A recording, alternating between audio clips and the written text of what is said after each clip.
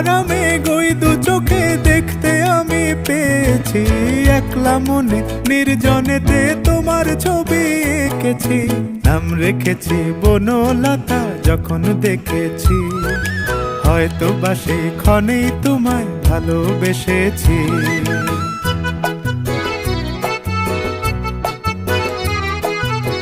বনলতা কথা হয়ো না গো কুণ্ঠিতা, বনলতা কথা হয়ো না গো কুণ্ঠিতা। একটি কথাই শুনবো বলে তাই তো কাছে এসেছি। বলবে কি গো আমিও তো তোমায় ভালোবেসেছি।